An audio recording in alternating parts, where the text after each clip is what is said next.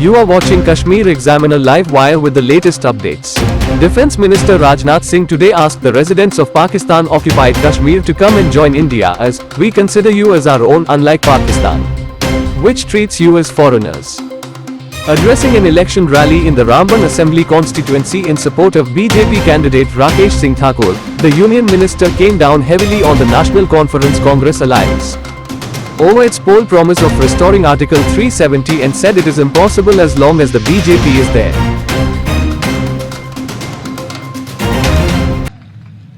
बहनों भाइयों, 10 वर्षों के बाद जम्मू कश्मीर में चुनाव हो रहे हैं और आप सभी जानते हैं कि यह केवल केंद्र शासित प्रदेश का चुनाव नहीं है, बल्कि पूरे भारत के लोगों की नजर जम्मू कश्मीर के इस बार के चुनाव पर लगी हुई है। अभी कुछ दिनों पहले मैं अमेरिका में था। अमेरिका में इंडियन डायस्पोरा के लोग जो मुझसे मिले, उन्होंने कहा कि साहब, भारत में जम्मू कश्मीर के चुनाव होने वाले हैं, क्या होगा? तो मैंने तो बहनों भाइयों डंके की चोट पर बोल दिया कि इस बार के जम्मू कश्मीर के चुनाव में Bharatiya Janata party clear majority से अपनी गवर्नमेंट बनाएगी। इसलिए मैं कहना चाहता हूं, केवल भारतवासियों की नजर ही जम्मू कश्मीर के चुनाव पर नहीं लगी है, बल्कि सारे हिंदुस्तान में रहने वाला हर हिंदुस्तानी देख रहा है कि जम्मू कश्मीर के चुनाव परिणाम इस बार क्या होंगे। और अभी डॉक्टर जितेंद्र सिंह जी से मैं गाड़ी में बात कर रहा था, कैसा आपको माहौल दिखता है?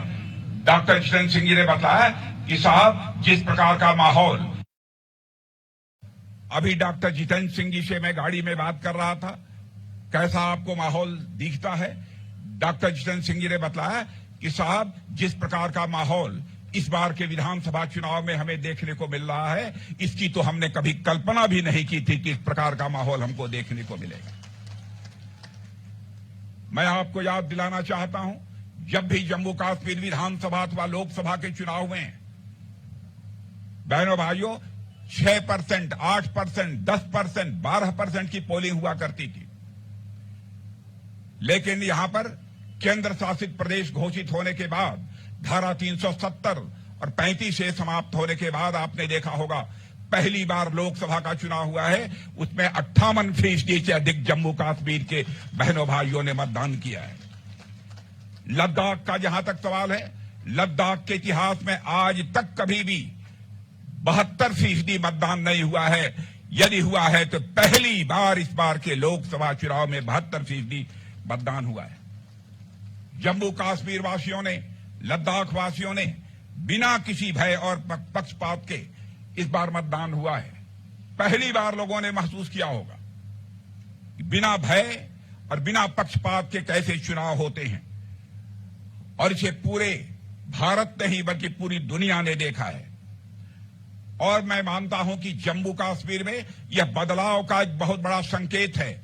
और मैं आज आपको यकीन दिलाकर जाना चाहता हूं कि यहां जम्मू कश्मीर के रहने वाले लोग जितने प्रतिभाशाली हैं, इनके अंदर काम करने की, कुछ कर गुजरने की जो योग्यता है, क्षमता है, प्रतिभा है, मेरे बहनों भाइयों, वो अद्भुत है। और मैं विश्वास के साथ कहता हूं कि 10 वर्षों तक यदि भारतीय जनता पार्टी की सरकार यहां चले तो हमारा जम्मू कश्मीर हिंदुस्तान का नंबर 1 राज्य बनकर रहेगा। मैं विश्वास के साथ कह सकता हूं। आप ये कहेंगे किस आधार पर जम्मू और कश्मीर को एक विकसित राज्य बनाने की बात आप करते हैं? कैसे यह जम्मू कश्मीर एक धनवान राज्य बन जाएगा? इस आधार पर मैं कहता हूं बहनों भाइयों कि भारत को उठाकर देख लीजिए। जब से हमारे प्रधानमंत्री मोदी जी ने शासन की बागडोर संभाली, उस समय 2014 में धन दौलत के मामले में, अर्थव्यवस्था के आकार के मामले में, इकोनॉमी की साइज के मामले में हमारा भारत दुनिया के देशों में 11वें स्थान पर खड़ा था। 7-8 वर्षों के अंदर ही हमारी सरकार ने, मेरे बहनों भाइयों, वह करिश्मा कर दिया। जो अर्थव्यवस्था के आकार के मामले में हमारा भारत दुनिया में 11वें स्थान पर खड़ा था, वह जंप लेकर आज 5वें स्थान पर पहुंच गया है। मेरे बहनों भाई,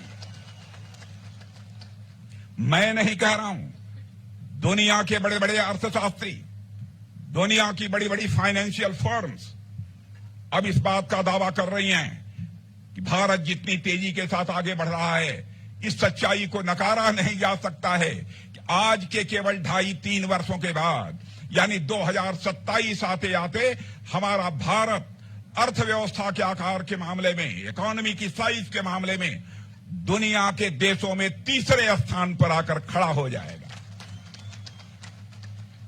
एक अमेरिका होगा और एक चाइना होगा, और उसके बाद तीसरा देश सारी दुनिया में कोई होगा तो हमारा और आपका देश, यह भारत होगा। मेरे बहनों भाइयों, इस आधार पर मैं कहना चाहता हूं कि अवसर दीजिए जम्मू कश्मीर में भारतीय जनता पार्टी को सरकार बनाने का। 10 साल में एक बड़ा परिवर्तन करके हम लोग दिखा देंगे। केंद्र शासित प्रदेश होने के बाद क्या क्या यहां परिवर्तन हुए हैं, उसकी जानकारी आपके सांसद डॉक्टर जितेंद्र सिंह जी ने दी है, आपके प्रत्याशी राकेश ठाकुर ने दिया। मैं उस बहुत विस्तार में नहीं जाना चाहता हूं। कितनी सड़कें बनी हैं, कितना काम हुआ है, क्या क्या सुविधाएं लोगों को प्राप्त हुई हैं। बराबर एक आतंक का माहौल यहां रहता था कश्मीर घाटी में, यहां तक कि ताजिया का जुलूस भी नहीं निकल पाता था श्रीनगर में, ऐसे हालात हो गए थे। आज किसी मां के लाल में यह हिम्मत है, किसी ने मां के दूध पिया है कि अब श्रीनगर में आकर भी अपने हाथ में पिस्टल और रिवॉल्वर पकड़कर लोगों के ऊपर गोली चलाने की जरूरत कर सके। बहनों भाइयों, सरकार चलाने के लिए, प्रदेश और देश बनाने के लिए जहां कौशल की जरूरत होती है, स्किल की जरूरत होती है, दिल के तड़पन की जरूरत होती है, वहीं पर मजबूत कलेजे वाला भी प्रधानमंत्री और मुख्यमंत्री चाहिए, तभी किसी राज्य और देश का विकास हो सकता है। आजादी के बाद यहां के हालात इस प्रकार थे, बेटियां अपने को महफूज नहीं महसूस करती थी, समाज के कमजोर तबके के लोग यहां पर मतदान नहीं कर सकते थे। क्या गलती थी उनकी, क्या अपराध किया था उन्होंने? लंबे समय तक केंद्र में कांग्रेस की सरकार रहने के बावजूद उनको अपने इस मौलिक अधिकार से वंचित रखा गया। मैं आपको यकीन दिलाना चाहता हूं, अब यहां पर चाहे वह पाकिस्तान से आए हुए हमारे शरणार्थी हों, चाहे हमारे वाल्मीकि समाज के लोग हों, हमारे सफाई कर्मी हों, बहनों भाइयों, हर व्यक्ति को अब वोट डालने का अधिकार होगा। यह भारतीय जनता पार्टी की केंद्र में सरकार है। एसटी समुदाय को भी, जो आदिवासी समाज के लोग हैं, जिनको एसटी स्टेटस हम लोगों ने दिया है, उनको भी अब असेंबली में मतदान करने का, असेंबली में उनके लिए भी सीट अब रिजर्व करने का काम हम लोगों ने किया है। नगर पालिका, नगर पंचायत किया, उस लोग कहते थे धारा 370 समाप्त करेंगे तो जम्मू कश्मीर में आग लग जाएगी। मेरे भाइयों, धारा 370 डंके की चोट पर हम लोगों ने समाप्त कर दिया। किसी मां के लाल में हिम्मत नहीं है कि अब रिवॉल्वर उठाकर किसी के सीने पर अपनी गोली चलाए। लेकिन कांग्रेस पार्टी जिस नेशनल कॉन्फ्रेंस के साथ गठबंधन कर रखा है, उस नेशनल कॉन्फ्रेंस ने अपने चुनावी घोषणा पत्र में कहा है, हम आएंगे तो जो धारा 370 समाप्त की गई है उसे हम बहाल कर देंगे। बहनों भाइयों, मैं आपसे पूछना चाहता हूं, क्या चाहते हैं आपकी धारा 370 जो समाप्त हुई वह बहाल हो जाए? या किसी के पास कलेजा नहीं है बहनों भाइयों के धारा 370 को यहां पर बहाल कर सके? आपने G20 का सम्मेलन देखा होगा, दुनिया के 20 देशों के बड़े बड़े दिग्गज देशों के प्रतिनिधि, राष्ट्रपति, प्रधानमंत्री दिल्ली में आए हुए थे। लेकिन शायद आजाद भारत के इतिहास में पहली बार G20 का एक सम्मेलन कहीं पर हुआ था तो कश्मीर घाटी में हुआ था। बहनों भाइयों, इसे कहते हैं सरकार, इसे कहते हैं हुकूमत। पहले जम्मू कश्मीर सारी दुनिया में लोग कहते थे कि टेररिज्म का स्पॉट है। बहनों भाइयों, अब जम्मू कश्मीर के बारे में सारी दुनिया में धारणा बदल चुकी है।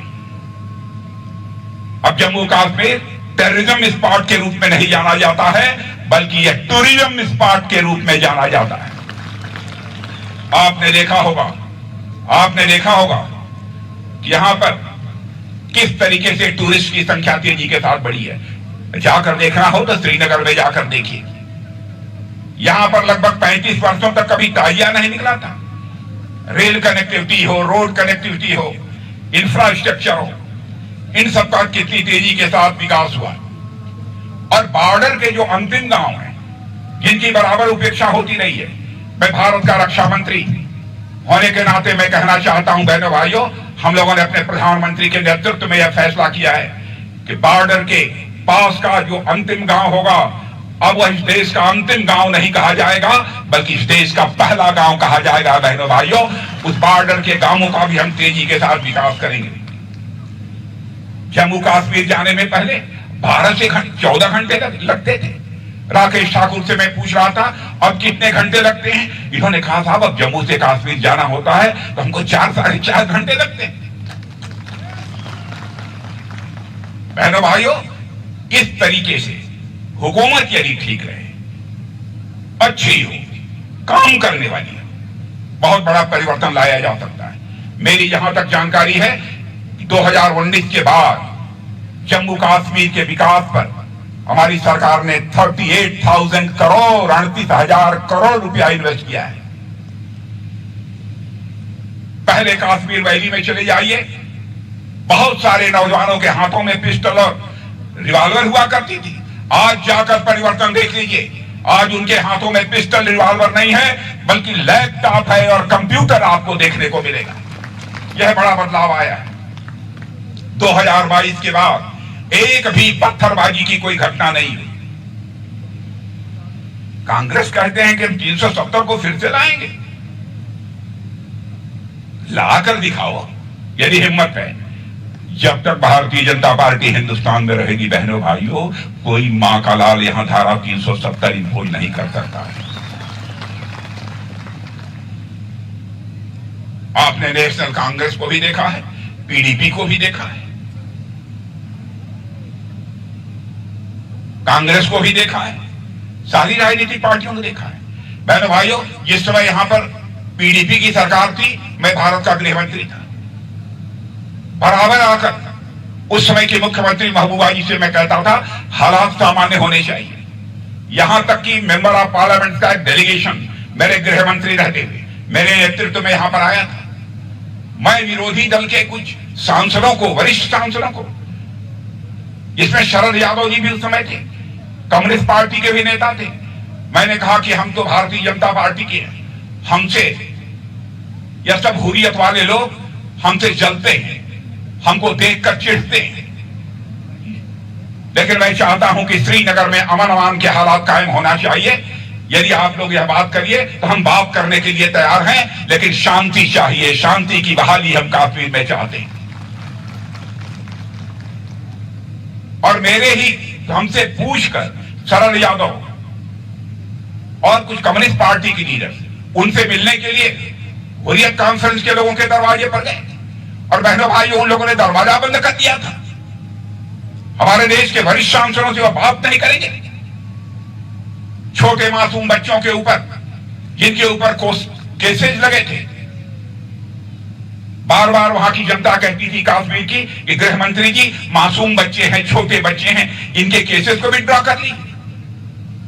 उस समय की मुख्यमंत्री से बात किया मैंने कहा कि मैं आप इस बात की मैं इजाजत देता हूं कि जो मासूम और छोटे बच्चे हैं जिन पर मुकदमे लगे हैं वो वापस कर लिए जाए। कलेजा खोलकर कश्मीर में हालात को काबू पाने के लिए, हालात को बेहतर करने के लिए जो कुछ भी करना था बहने भाइयों हम लोगों ने किया। लेकिन जिस तरीके से उन्हें रेस्पॉन्ड करना चाहिए था, इन लोगों ने नहीं किया। आतंकवादियों के प्रति हमदर्दी हुआ करती थी। अभी मैंने सुना कि नेशनल कॉन्फ्रेंस के लीडर उमर अब्दुल्ला साहब ने क्या कहा है, कहा अफजाल गुरु को फांसी नहीं होनी चाहिए। मैं पूछना चाहता हूं उमर अब्दुल्ला साहब से कि अफजाल गुरु का फांसी नहीं होनी चाहिए थी, क्या उन्हें सार्वजनिक रूप से माला पहनाया जाना चाहिए, क्या किया जाना चाहिए? इस सवाल का मैं आपसे जवाब चाहता हूं। और ये लोग कहते हैं हम फिर से 370 को बहाल करेंगे। मेरे भाइयों, यहां पर 5 सालों में आपको जानकर खुशी होगी, शायद आंकड़ों की जानकारी आपको नहीं होगी, 40,000 की भर्तियां हम लोगों ने की, 40,000 की भर्तियां की। और हमारा एक बगल में पाक अधिकृत कश्मीर है, पीओके। क्या बदनाम है पीओके के बारे में? बहनों भाइयों, यहां भी सरकार बनाइए। यहां के विकास को देखकर पीओके के लोग कहेंगे कि अब हम पाकिस्तान के साथ नहीं रहना चाहते, हम भारत के साथ जाना चाहते हैं।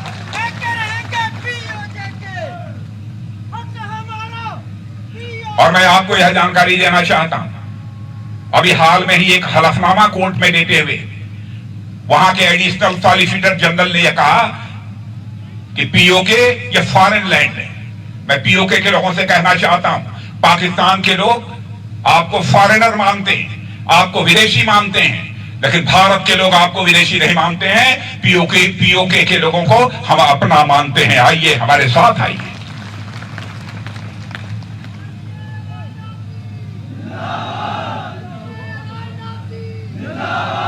बहनों भाइयों, तबाह किया है इन लोगों ने जम्मू कश्मीर को। बॉर्डर फेंसिंग का काम कुछ हुआ है, मुझे जानकारी प्राप्त हुई है, कुछ बॉर्डर फेंसिंग का काम हो रहा है, उस बॉर्डर फेंसिंग का काम भी पूरा किया जाएगा। अपने घोषणा पत्र में हम लोगों ने बहुत सारी बातें कही हैं, मैं उन सारी चीजों को दोहराना नहीं चाहता। आपके पास घोषणा पत्र है? घोषणा पत्र है? उसकी कॉपी है? नहीं है।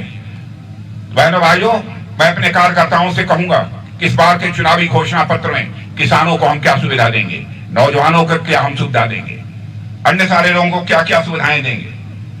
अब हम उज्ज्वला योजना के अंतर्गत जो गैस सिलेंडर मिलती थी, हम लोगों ने फैसला किया है कि अब जिनको गैस सिलेंडर की सुविधा मिलती है उनको वर्ष में 2 मुफ्त गैस सिलेंडर और मुहैया कराएंगे। यह भी हम लोगों ने तय किया। और दूर दराज इलाकों में हायर सेकेंडरी स्कूल में पढ़ने वाले बच्चों को टैबलेट और लैपटॉप यह जो है मुफ्त में मुहैया कराने का भी हम लोगों ने फैसला किया है। तवी नदी पर एक बढ़िया रिवर फ्रंट बनाने का भी हम लोगों ने फैसला किया है।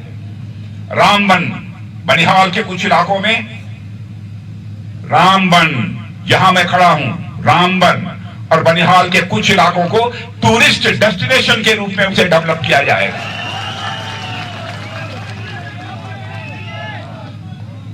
जम्मू और श्रीनगर में मेट्रो रेल कनेक्टिविटी दोनों शहरों में होगी, आपको यह मैं विश्वास दिलाना चाहता हूं। कश्मीरी पंडितों की वापसी हम कराएंगे इस जम्मू कश्मीर की धरती पर मेरे बहनों भाई, और सुरक्षित वापसी कराएंगे। पश्चिमी पाकिस्तान के जो शरणार्थी होंगे, चाहे पाक अधिकृत कश्मीर के शरणार्थी होंगे, वाल्मीकि समाज के लोग होंगे, गोरखा समाज के लोग होंगे, मैं उनको आश्वस्त करना चाहता हूं, सरकार बनाइए, जम्मू कश्मीर की धरती पर हम आपका पुनर्वास करेंगे, यहीं पर आपको लाएंगे, यहीं पर आपको सारी सुविधा मुहैया कराएंगे। बहनों भाइयों, एक बहुत तड़पन है हम लोगों के दिल में, जम्मू कश्मीर के पास प्रतिभा संपन्न लोगों की कमी नहीं है, योग्य लोगों की कमी नहीं है, काम करने की लोगों की नीयत है, काम करने का कौशल है, वो अपने प्रदेश का विकास करना चाहते हैं, लेकिन जो अवसर उन्हें मिलना चाहिए वह अवसर अब तक नहीं मिल पाया है। हमारी सरकार का फैसला है कि हम एक मॉडल स्टेट के रूप में हम जम्मू कश्मीर को खड़ा करेंगे, करके दिखाएंगे, आपका समर्थन चाहिए। जहां तक हमारे प्रत्याशी राकेश ठाकुर का प्रश्न है, वैसे कद में तो छोटे हैं,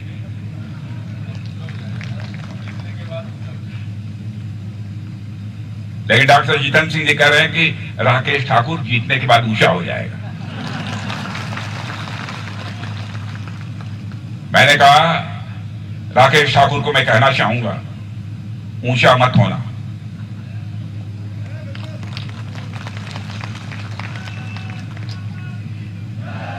पहले भाइयों, हम राजनीति करते हैं तो केवल सरकार बनाने के लिए राजनीति नहीं करते हैं, हम राजनीति करते हैं तो समाज बनाने के लिए राजनीति करते हैं, देश बनाने के लिए राजनीति करते हैं।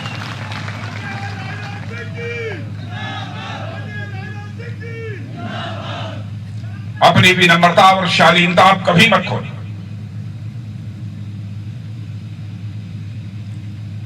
हम सब तो राम के अनुयायी हैं।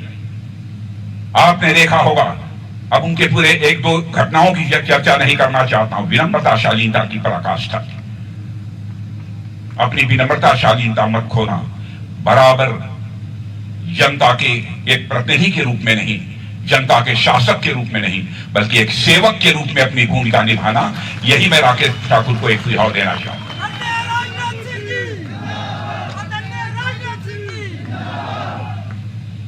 बहनों भाइयों, डॉक्टर जितेंद्र सिंह जी आपके सांसद हैं। आप कहेंगे कि वह मौजूद है, इसलिए बात मैं कह रहा हूं।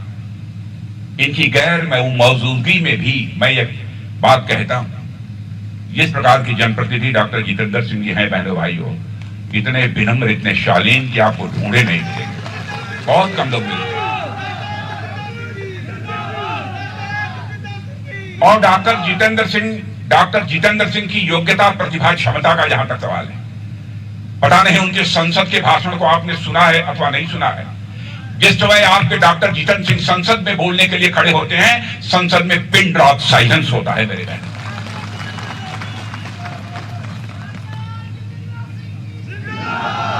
आप सब सौभाग्यशाली हैं कि आप लोगों को एक ऐसा सांसद मिला हुआ है। मैं समझता हूं कि कोई व्यक्ति जम्मू कश्मीर का नहीं कह सकता कि हमने कभी डॉक्टर जितेंद्र सिंह को नाराज भी देखा है, चेहरे पर कभी उनके गुस्सा देखा है। यह विनम्रता शालीनता की भी पराकाष्ठा है। आप सब इस मामले में सौभाग्यशाली हैं और राकेश ठाकुर भी उसी मार्ग पर चलेंगे। और बहनों भाइयों, मैं आप लोगों से अपील करना चाहता हूं, आप राकेश ठाकुर को बम्पर वोटों से जिता दीजिए। जो इस मीटिंग में नहीं आए हैं उनसे भी मैं कहना चाहता हूं, प्राण जाई पर वचन न जाइए। आप जिता दो। आप, मैं राम वनवासियों को यकीन दिलाना चाहता हूं, यदि डॉक्टर जितेंद्र सिंह जी और राकेश ठाकुर हमें इजाजत देंगे चुनाव जीतने के बाद, तो मैं एक बार फिर से रामबन की धरती पर आऊंगा। बहनों भाइयों, फिर से आऊंगा। रामबन की धरती पर मैं आऊंगा। फूलों की हार पहनकर अपना स्वागत कराने के लिए नहीं आऊंगा, बल्कि एक बार शीश झुकाकर आप सभी का अभिनंदन करने के लिए आऊंगा। आप सबके प्रति आभार व्यक्त करने के लिए आऊंगा। आप सबको बहुत बहुत धन्यवाद।